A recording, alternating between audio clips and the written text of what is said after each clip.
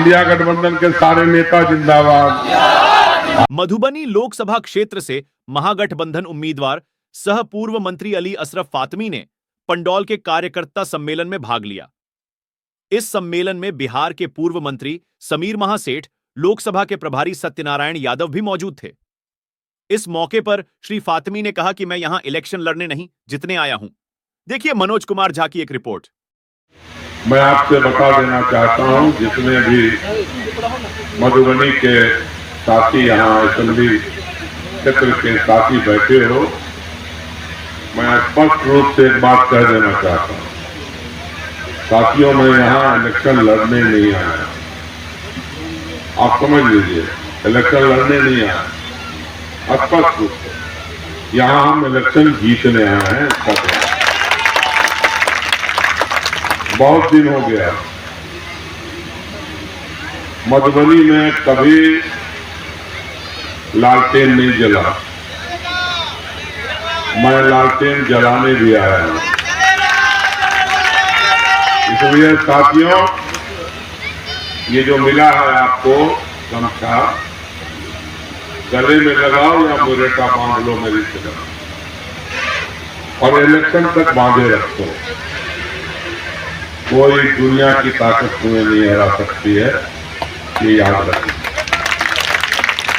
साथियों, आप वोट किस काम के लिए देते हो? वोट इसलिए देते हो कि जब आप तकलीफ में हो तो आपका नेता आपके बुरे वक्त से काम आए। आप इसलिए वोट देते हो कि जब उसकी सरकार, राज्य की सरकार है तो पटना में, और भारत की सरकार बननी है तो दिल्ली के अंदर, जब जीत के जाए तो हमारे लिए कुछ करे। अब 15 साल से आपका एमपी आपसे मिला ही नहीं, मधुबनी का उसको पता ही नहीं मालूम कौन कौन सा गांव उसके पास है, कौन कौन से लोग उसके पास हैं। तो ऐसे आदमी से आगे आप क्या उम्मीद रखते हैं? मानना है कि न तो वो जनता में रहा, न जनता की बात सुनी, और न ही 15 साल के अंदर मधुबनी के लिए कुछ किया। मैं अखबार की कटिंग देख रहा था, जो आदमी ऐच्छिक कोष का पैसा नहीं बांट सके, तकरीबन 3.5 करोड़ रुपया उसका ऐच्छिक कोष का बचा रह गया। तो आप समझ लीजिए कि वो मधुबनी के मामले में कितना सीरियस था। मानू का रीजनल सेंटर, हमारे दरभंगा में 2 केंद्रीय विद्यालय, हमने मधुबनी को भी केंद्रीय विद्यालय दिया था, लेकिन 15 साल में ये उसको जमीन भी नहीं दिखा सके।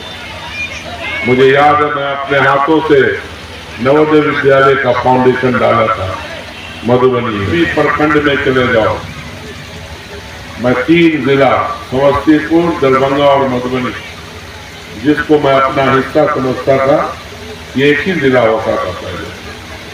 हर प्रखंड में समस्तीपुर हो, दरभंगा या मधुबनी, हर प्रखंड में कस्तूरबा गांधी आवासीय विद्यालय एक अली असरफ फातमी का खोला हुआ मिलेगा। जाके आप मालूम कर लें। आप काम नहीं करोगे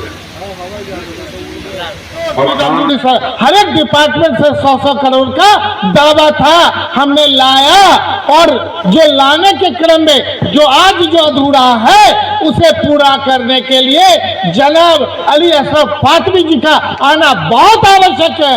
और जब आप इस सोच के साथ चलेंगे तो मधुबनी का विकास होगा, जिले का विकास होगा, तभी बिहार का विकास होगा, और बिहार का विकास होगा तभी देश का विकास होगा। और 400 से पार का जो बात है, तब काहेला आए थे बिहार, काहेला माननीय मुख्यमंत्री जी को आप लोग पलटू राम कह रहे हैं, ये भी शोभा नहीं देता है। कहीं ना कहीं उन्हें शक था कि 400 से पार नहीं होगा, इसीलिए जो 17 साल बनाम 17 महीना का आदरणीय हमारे नेता तेजस्वी जी का है, उस पर जब आप अमल करेंगे तो लगेगा कि वो बात उसी में है।